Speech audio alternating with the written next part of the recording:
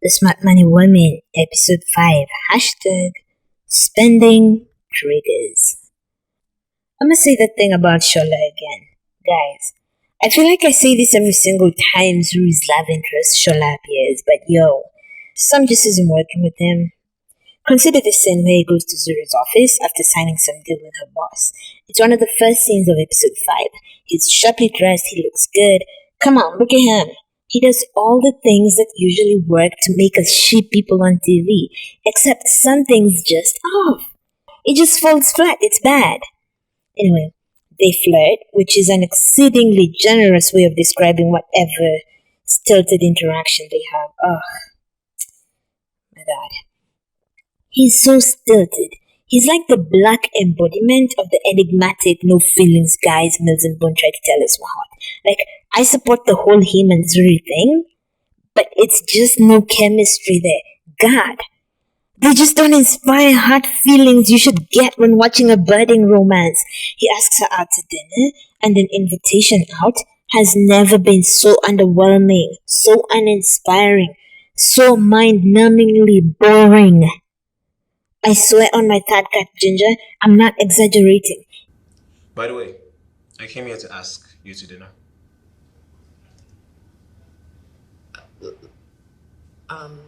Dinner? Yes. Problem. Uh, no. I mean, yeah. Is it just dinner? Well, if by dinner you mean two people who know each other eating, then no. I meant dinner like a date.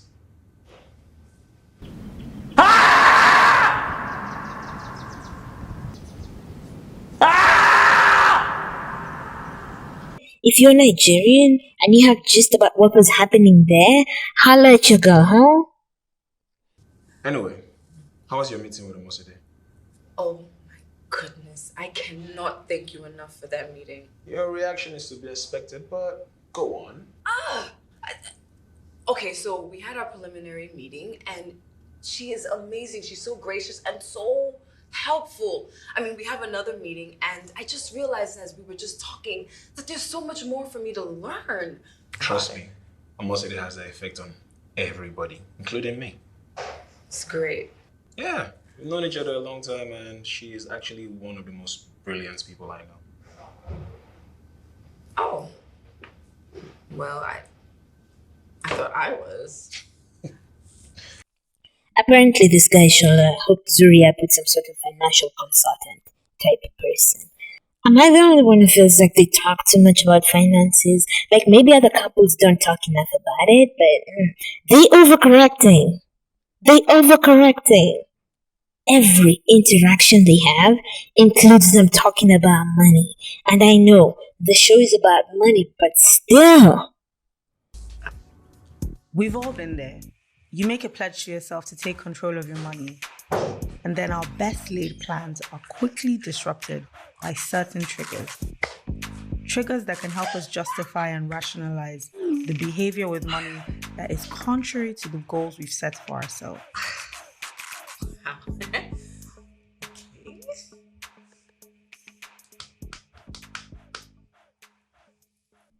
Here's the fast voiceover of the episode. Quote, we've all been there. You make a pledge to yourself to take control of your money, and then our best laid plans are quickly disrupted by certain triggers. Triggers that can help us justify and rationalize the behavior with money that is contrary to the goals we've set for ourselves. End quote. It turns out Zuri is so stoked for her date, now she must spend money. Apparently, Shola is a total Nigeria's finest, so Zuri has to bring her A game. So Zuri, Tami, and the ever-ready to shop Ladun go out shopping. Apparently, no amount of money is too much to impress an eligible bachelor like Shola. Hey, mommy. He asked me out. Who? Please say Shola. Yes, Shola. And we are going out on a date tonight. So what are you doing? Okay, well, I'm gonna leave my office at about 5 or 6, go home, take a quick shower. Quick shower, cue there. Zuri, Do you know who asked you out on a date? You are about to go on a date with one of the most sought-after bachelors in Lagos. See, no pressure, but we are pulling out all the stops. They are mad. In fact, you know what? I'm coming to get you. We are going shopping. We need a dress. Eh? See, we have to finish up today. Have you seen the other women in Shola's past? Oh. We know. But still, boy, you need to come correct. You know this. Look, even if this is not the dress, there's not much of money that is too much for this day. Now that we've decided on the dress, you need to go the whole 9 yards. Wait, what 9 yards? Hair, nails, in fact, let me come. Okay, wait, first, I don't have time for hair and nails. This implication that women have to do the most to impress men. She now has to do her hair, nails, etc. That Shola fella, for sure, isn't anywhere worrying about impressing her. He's not getting any part of his body made up. He'll likely just shower, if that, and rock up to their date. Regarding all that spending Zuri is doing, she should have never called Tami and Ladun. They were just the wrong choice. They don't have concerns about money, and they love shopping. It's not that they're not supportive of her money plans and responsible money thing. They just can't do it. It's not them. Good faith argument. What's all this? You made it! Well, hey, girl. Looking snazzy. Join us. What's this one? What? I thought you guys went to buy a dress, as in one dress. Zuri, so you've already relapsed. No, please don't look at me. This is not on me. I mean, I went overboard with just one or two or maybe three things that I couldn't decide. And I have to shop too to give her more support because I mean, what kind of friend allows her friend shop alone? I did a little bit of shopping too, and what? Why are you looking at me all judgy like that? Because I'm definitely judging you. And I'm disappointed. Zuri, I thought you were serious about budgeting and taking control of your life. Please, I beg. Don't tension this girl today. And you? I thought you were getting a loan to grow your business. I've been sitting down there racking my brain trying to figure out how to reorganize your finances, but apparently you're not taking it seriously. Auntie, calm down now. It's really not this serious. It's just a little bit of shopping. A little bit.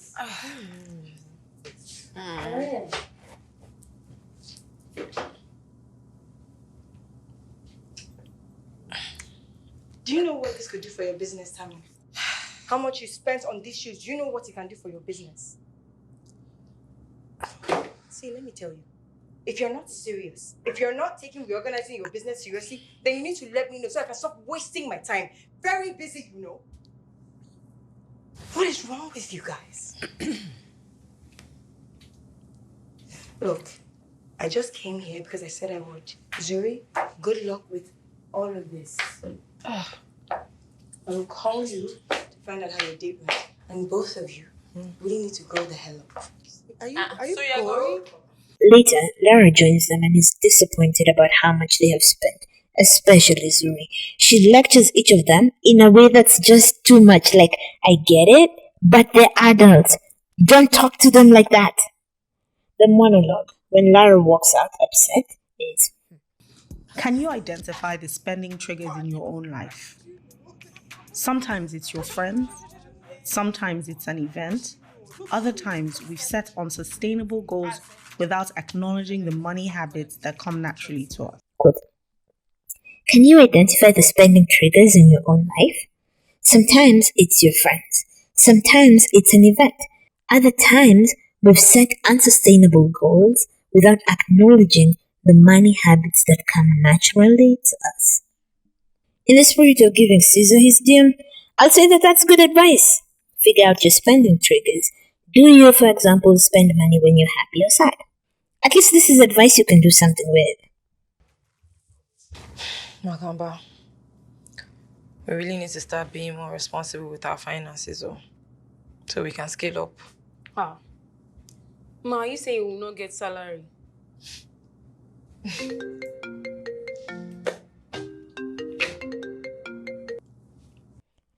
Tami and employers.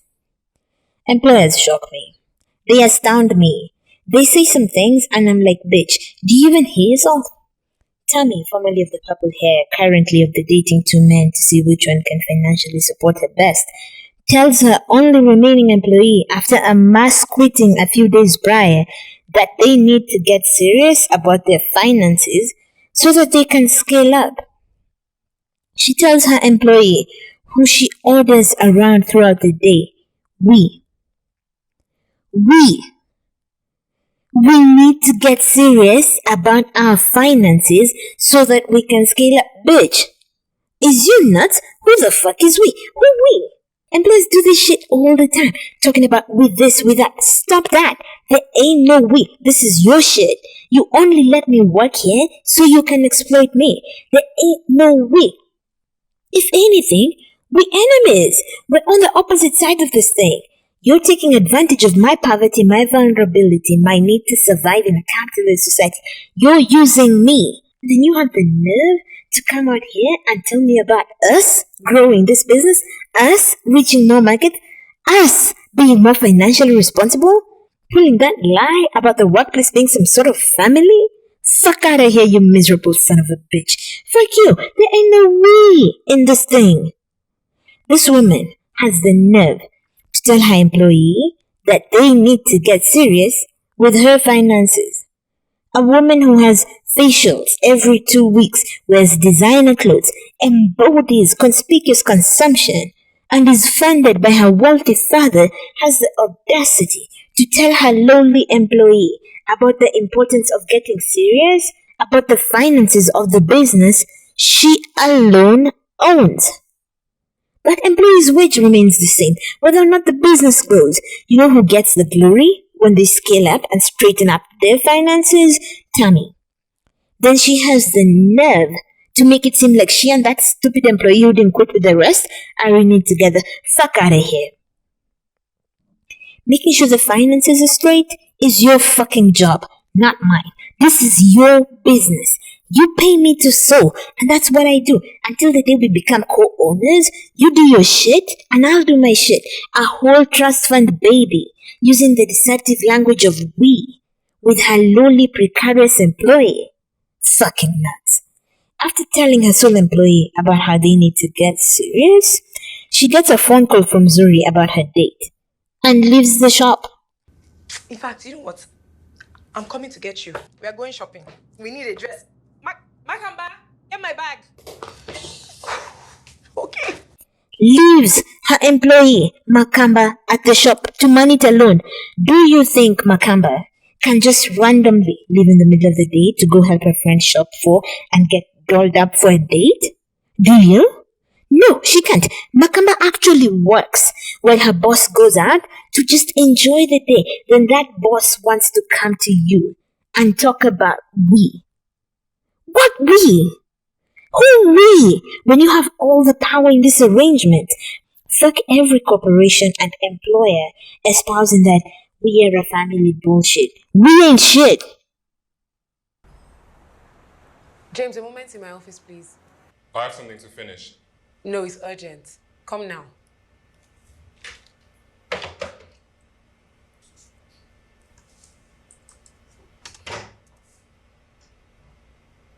Perhaps you could knock. I would appreciate that. Well, I thought you said now. Anyway, I have a meeting this afternoon and I'm going to need the research on the tribunal we handled. Okay, I'll see what I can do. I'm juggling quite a few things at the moment, so don't count on it being 100% ready at the time. Sorry to barge in, but I have a few questions about the tribunal. Okay.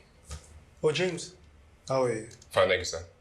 It's a good thing you're here because for the meeting we have this afternoon, we will need some research on the tribunal. Okay. So any chance we can have it ready for, say, 1? Oh, yes, sure. I'll get on it right away. Perfect. We need to prep, you and me. Ready? Okay, give me a few moments. Good. What will happen is that... James, a second, please. I'll send you an email. You do that. Okay. What was that about? What about Mr. Adesuwa? I asked you to do something and I got excuses. But I'm doing it. Yes, after B asked you to do it. This is the issue that I have with you, Adesuwa. Huh? You and women like you who do not know how to talk to your male colleagues. Abba, You can't just be ordering me around like I'm your errand boy. What's that about? Do you know the problem I have with women in the workplace? Please tell me. Small power, small authority like this. And you must press it on everybody's head. Only God knows how you do at home. Look, I'm not saying this to cause any trouble. I'm just giving you advice. You need to calm down. I have your type at home and she cannot be talking to me anyhow. I see. My sincere apologies. Better.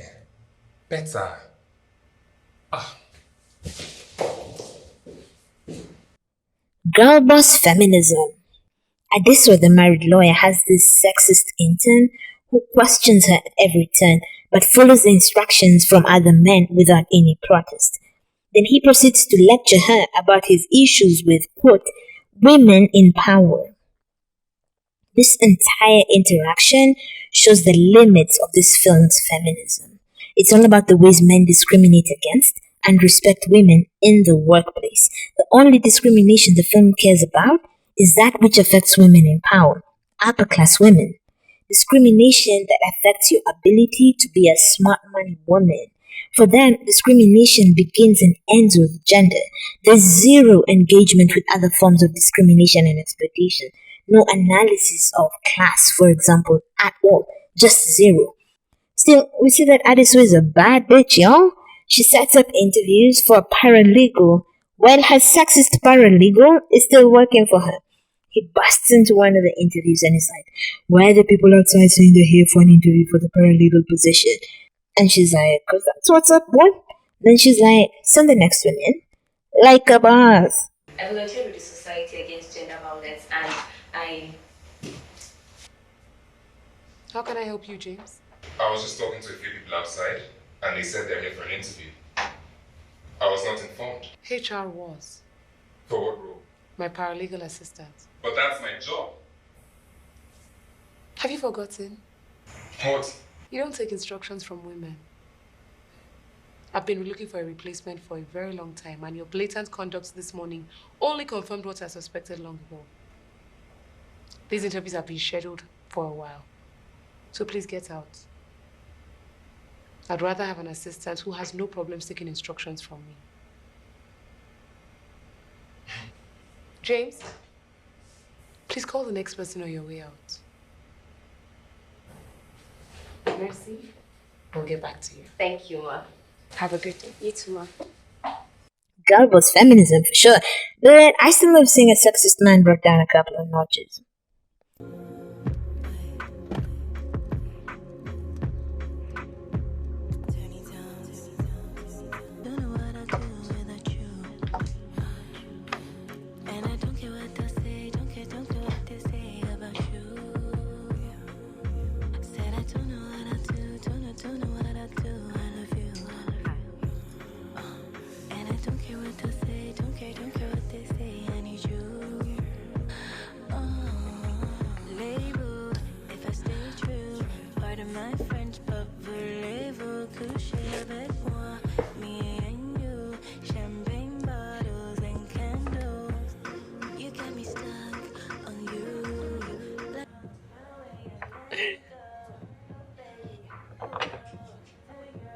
Wow.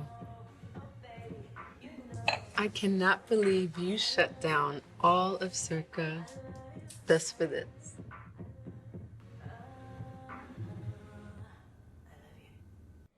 Zuri states, love stories for the rich. Zuri steps out for a date, all decked out at this super exclusive restaurant. Apparently, rich boy Shala has bought out the place for the night, so it's just the two of them. What in the mills and bone nonsense is this? What exactly is the excitement of having an entire restaurant to yourself? You can only sit at one place at a time. Jesus Christ. I cannot believe this mills and bone shit is still exciting to full-grown adults. With Shola pre-wear. It's pre-worry. Whatever. No. You need to learn how to say rich people's names. Pre-worry. Pre-worry. Yeah. Say it. Can I just once again register my disapproval of our obsession with romance stories for the rich? We have an unhealthy attachment to love stories centering the wealthy. You know, the kind of motherfuckers who can buy at exclusive restaurants and spend the afternoon shopping in preparation for a date. Fuck rich people. I want love stories featuring the poor, the precarious. Stories featuring protagonists who don't have the money to splurge, but they have such a good time together sharing a meal at some fast food joint, you wish you was them. I hate rich people stories. I hate them all. Why did Zuri, for example, have to date a super rich multi-millionaire, maybe even billionaire man? I get it. This show is about how smart people are wealthy and poor people are fucking pathetic. So obviously we want Zuri with a smart one still. Did he have to be a multi-millionaire, billionaire type? Why couldn't it just be a rich guy who has his financial shit together? Why do Mills and Bone type stories insist on giving women the prince, the CEO, the billionaire? It's so childish and pathetic. Seriously, grow up. This is the quality of stories we were writing when I was a 16-year-old in high school. You're a grown-ass woman. Write the fuck like it. Ugh. Fuck the rich. About this insistence on parading the lives of the wealthy before our eyes, I've never heard a more apt description than George Orwell calling it a deliberate incitement to wealth fantasy.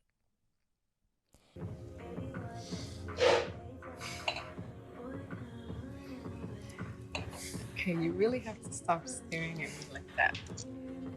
I wish I could.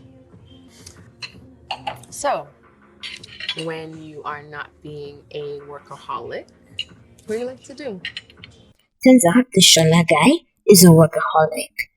So many red flags on this guy. A billionaire, a workaholic? Girl, run. That shit only works out in nonsense Mills and Bone stories. In real life, a rich motherfucker who's used to having his way is someone you should run away from. I mean, men are bad enough as it is, but one who's used to people deferring to him, used to having his way, babe, run! Ah, Lara, welcome. How was work today? Good evening, Sister Lara. Simi, how are you? Fine. Good evening, Sister Lara. I think you're mad. Yes, giving me attitude, Abby. Joma Binu.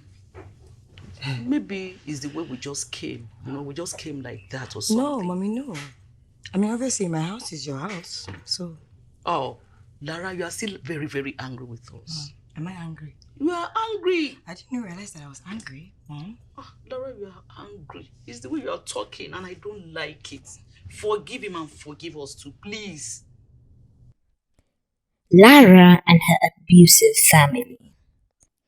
Lara's family, the ones who are sucking her dry, have come to ask for forgiveness. Lara talks about how since the time she was in university, she's been taking care of her siblings, how she even bought her brother a car, blah, blah, blah. I know the firstborn girls of Suffering Brigade would be on my ass for this, but God, I want to feel bad for her, but I just can't. Like, I get it. The pressure of having to take care of your siblings and your family, really, when you're barely an adult yourself, is a bitch. A burden that I cannot relate to, but babe, the way you're handling it, I can't be with you. She accuses her brother of giving her attitude, and I'm just like, dude, you beat him up. Sis, do you know how much footballers that play for club side get paid?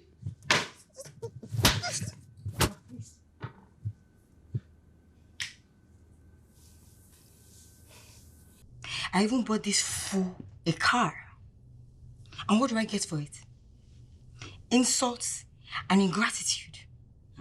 From this idiot here. You beat him up. That's a huge deal. Second, you're insulting him, calling him an idiot. Now, what happened to you sucked. No child should have to deal with that. How you handling it though? I can't. If the last time I saw you, you beat me up, you ain't gonna get anything from me but attitude. Now, tell me about this one. Also from Benin, 7th century. Fula tribe, I believe. Nah. I beg your pardon. It was taken by British soldiers in Benin, but it's from Wakanda, and it's made out of vibranium. Don't trip. I'm gonna take it off your hands for you. These items aren't for sale. How do you think your ancestors got these? You think they paid a fair price? Or did they take it like they took everything else? Now, what do you want? I want the throne. Hey, you, the tuna. Y'all sitting up here comfortable. Must feel good. It's about 2 billion people all over the world that looks like us, but their lives are a lot harder. Wakanda has the tools to liberate them all. And what tools are those? Vibranium. Your weapons. Our weapons will not be used to wage war on the world. It is not our way to be judge, jury, and executioner for people who are not our own. Not your own. But didn't life start right here on this continent? So ain't all people your people? I am not king of all people. I am king of Wakanda. The closest analogy I can draw from is Black Panther. When you hear the things Killmonger is saying, some of it sounds so reasonable, so radical, so right. But then the things he does make you go like, maybe not. That inconsistency is what makes Killmonger the villain. It's the same thing with Lara. Like, you understand the underlying meat and bones of her issue. But the things she's doing, I'm just like, bro, no, bro. So, like I said, I wasn't feeling any compassion or empathy for Lara until her wicked mother decided to unleash her wickedness. Please, okay. He needs to start taking responsibility for his actions, and you enable him. Oh yeah, prostrate. You don't share. Go fear Yaibale for your sister. Please. What's wrong with you? Please, that's why we have come to apologize to you, please. Lara, please. Lara, please. Shut up. Lara, Joe. Mommy, what's this? Please don't be angry. Lara, please. Mommy, please stand up. And you know, okay, mommy, stop. Mommy, stop. Mommy, stop now. Lara, Joe. Mommy, okay, fine, no problem. Mommy, can you just stand up, please? Mommy, stop now. Really, mommy, stop it, please. Just stand up. Mommy! Lara, if you don't tell me you forgive him, I'm not standing up. And you must not stand up, except she tells you that she has forgiven you. Honestly, I'm tired of all this kind of a thing. Mommy, can you stand? Please, stand up. You say I should stand up? Yes. Okay. You, where are you going to do? Except your auntie tells you she has forgiven you. Please just sit down.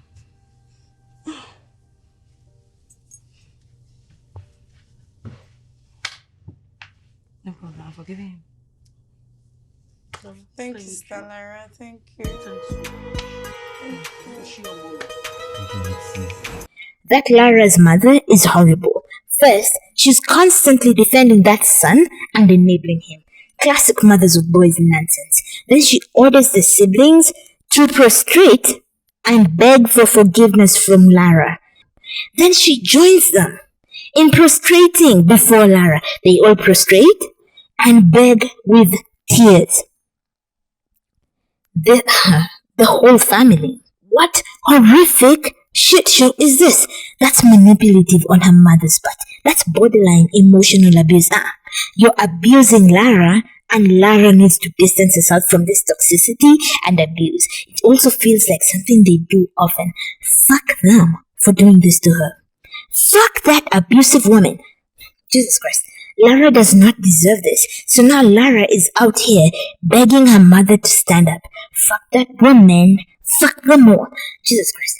This is the worst thing I've seen on this show. And this is the same show where a stupid married woman thought blowing her cheating trash husband was one way to save their relationship. Jesus Christ. This is just a raw and cut abuse. Lara needs to, as a matter of urgency, distance herself from these people. Especially her mother, the ringleader.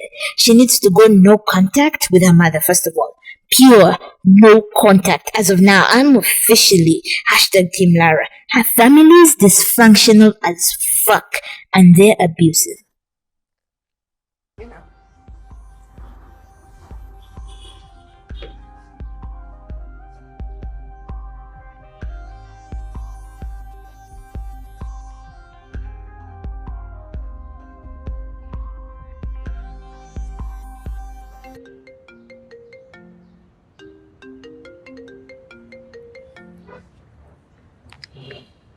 Hello. Oh no. No. No. Zuri, what happened? Ladun's father-in-law just died. Ladun's father-in-law kicks it. Ladun, the other married woman who lives to shop and doesn't work, loses her father-in-law. He was the patriarch of the family, and he dies without leaving a will. It's not just that he didn't leave a will, but he died bankrupt. The family falls into disarray. Apparently, all the family's money was held in common. Like, even Ladun and her husband don't have any money saved on their own, apart from the family's common pot. Craziest shit I ever heard. How? If y'all was rich and spending millions weekly on shopping, how do you just not have some money in your own accounts? Even just a little. This is nuts. This is where the problem lies. What is the problem? What is the problem? Where is it? There was barely any line between the person and the business because he was in debt and didn't separate his financial dealings with the bank. Everything is up for grabs. That's bullshit. Language. That's bullshit. Language. Down. Down.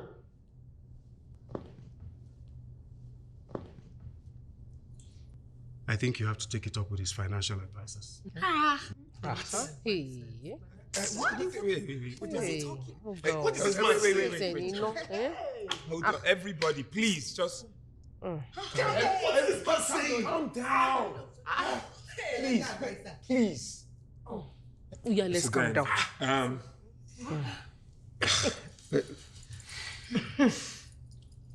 Let's just say what you're saying is true. It's not true. We need to clarify a couple of things. I mean, what do we have left? What I'm saying is, where do we stand? Actually, I came here from a meeting with the creditors and the financiers. Not even your homes might be safe. Whose homes? We're presently in talks to see the possibility of restructuring some of the bank loans.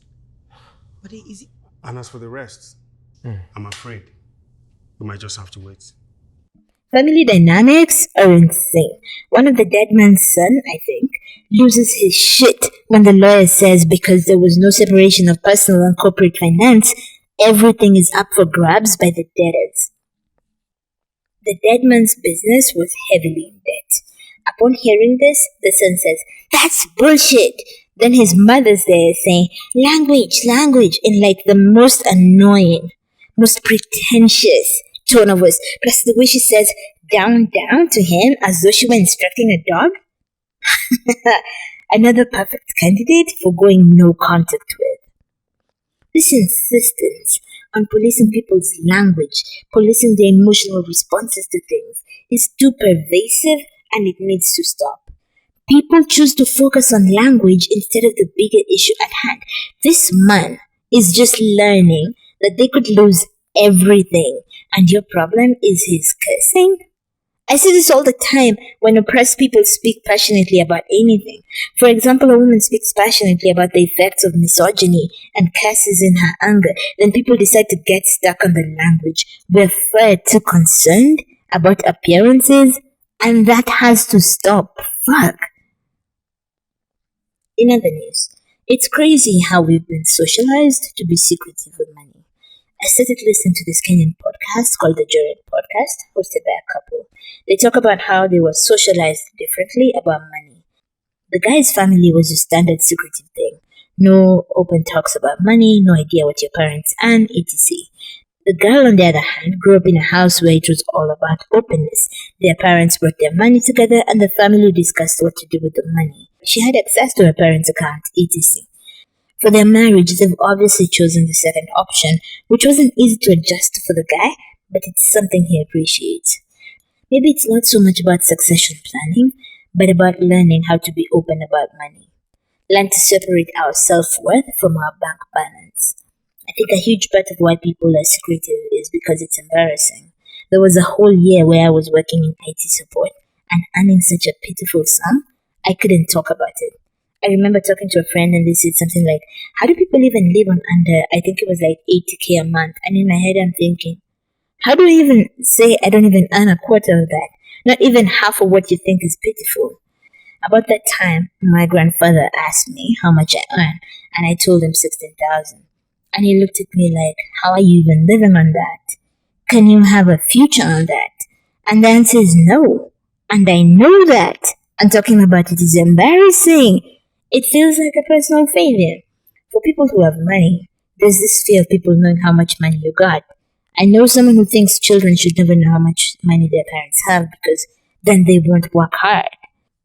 It goes without saying that this is a rich person we're talking about. We're really weird about people knowing or thinking we have money. People knowing or thinking we don't. What a clusterfuck. Yeah, I mean, I think also we both come from families that work really hard. Both of our parents work really hard. We're very working class. Be honest. I am being Be honest. I am being What car honest. did your dad drive you to school in? So my dad did. No, one answer. My dad. What car was it? All right, it's not a simple answer What because car did you get your dad to drive it you to school depends. in? No. Okay, What in the car? 80s, my dad had a Rolls Royce. Thank you.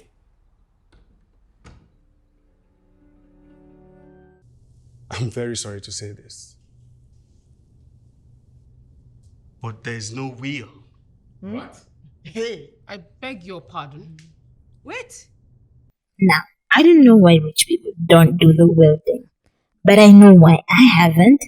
I don't have shit to will to anyone. Plus, do you need a lawyer to make the will binding? Because if you do, you're looking at a girl who cannot afford such an expense. Side note, would they let me will shit to my cats? Let me know if you know canon law. I have nothing more to say on the subject. Fuck the rich, abolish the family, abolish property and inheritance. Viva la Quinta Brigada. Death, a certainty we spend a lifetime avoiding. In Africa, it is superstitious to talk of death. Discussions about money and assets in the context of what happens when the breadwinner dies are almost taboo.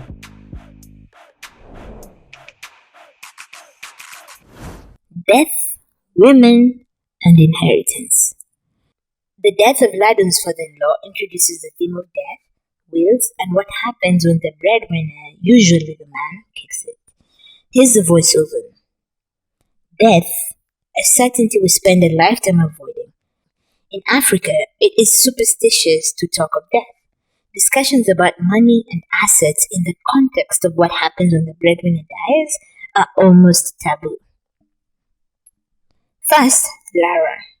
Lara has this flashback to growing up and the tough times they had after her father died. She's the one who broke it to her little sister that her dad wasn't coming back. How sad is that? This is how they were kicked out by her father's family. How ubiquitous these stories are in Africa. Damn shame. So fucking sad. What do you want? But what about the children? Where do you want us to go? Take them wherever you brought them. Let us go! Please, go! Please! Go! Leave them alone! Please! Mommy, stand up! Lara, don't do that! Mommy, stop begging these people. Stand up, let's go. Do that to them! Mommy, stand up, leave them alone. Stop begging them. Please! Mommy, stand up. Please. Hey! Please! Please! You see what? You see what? What are you seeing? What are you seeing? You wicked people. You have taken everything my father owns. You have taken all of his property. You have taken all of his house. You took the big house. We came to this small house. Let's come and take this small house again. Why are you wicked? Mommy, stand up. Let's go. You said the root relationship.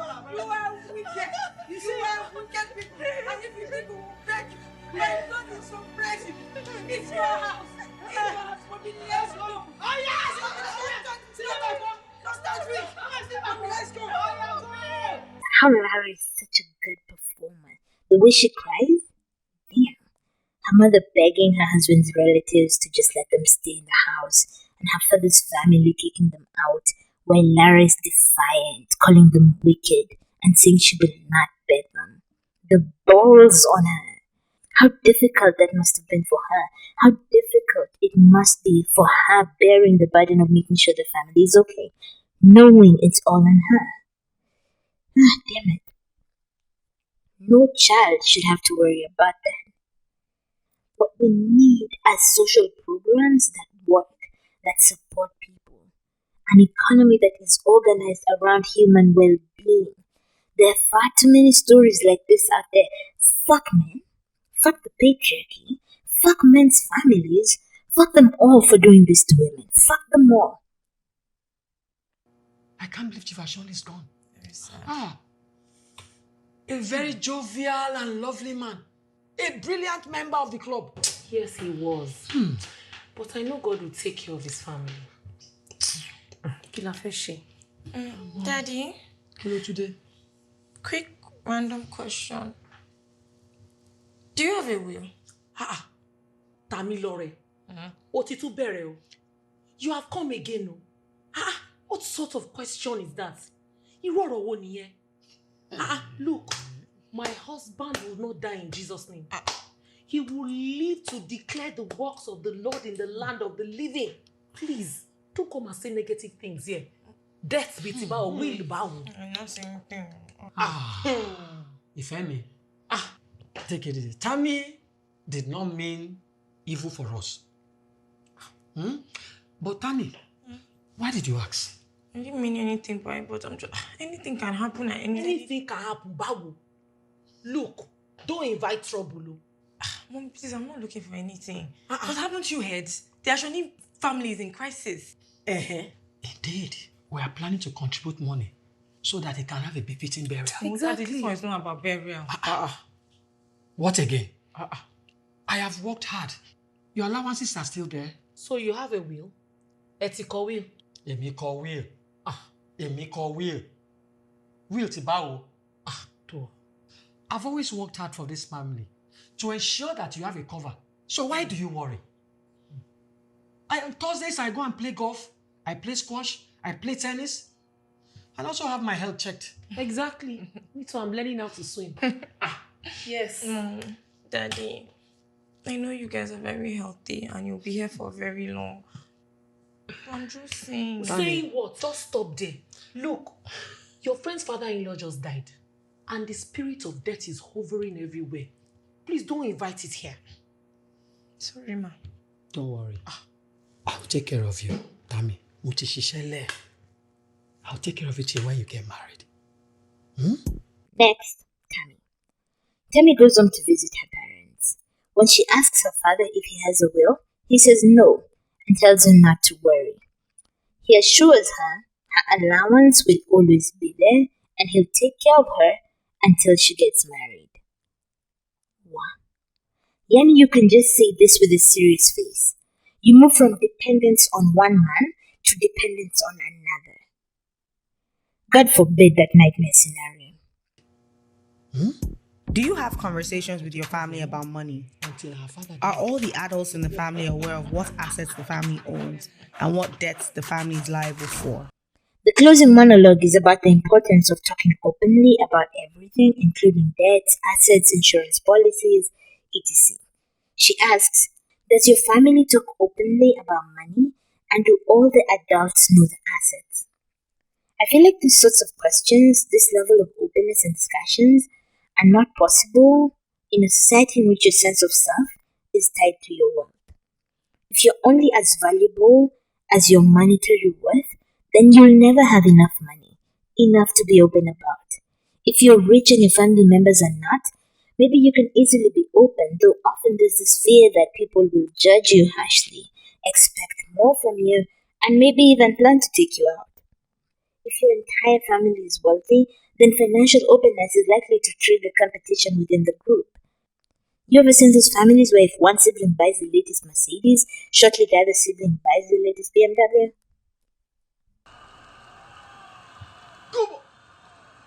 Hey. Did you pay any attention to what I said earlier? Sarge?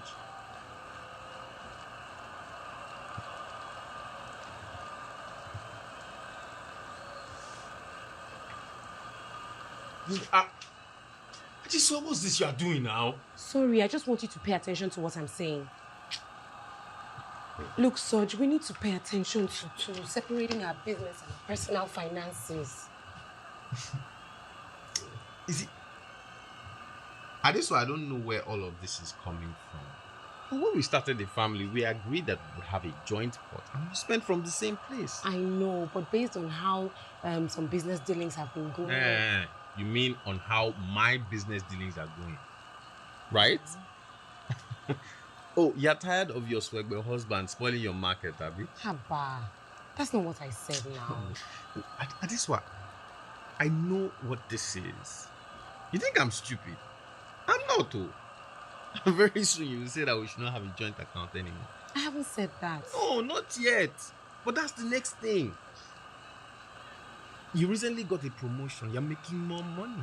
Now, our financial arrangement, which has been working all this time, is no longer expedient to you, Abby.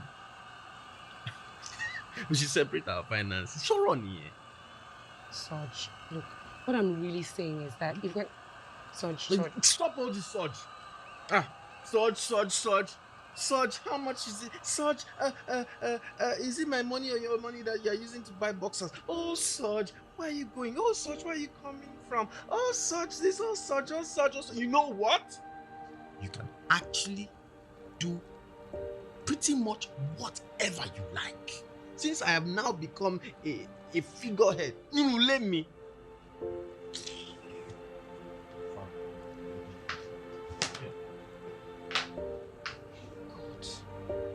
It's like the devil is working overtime in my marriage because I don't even understand again.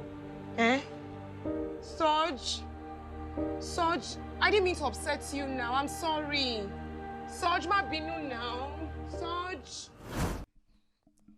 Adesuwa again. Adesuwa insists on pissing us off each episode with a depiction of the damassery that is the lives of married women. She's there trying to talk to a man who does not want to talk to her. Yani, I'm just embarrassed looking at her.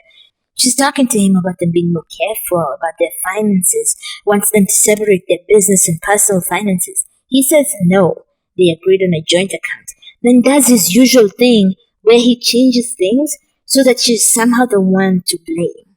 She's once again the bad guy. This Soji is such a good actor. I hate him. Everything about him repulses me. Good job, whoever is performing Soj. Outstanding work. He tells her she can go ahead and do whatever she likes since he's now become a figurehead in his own house. And friends, we're reminded again why marriage is such a trash institution.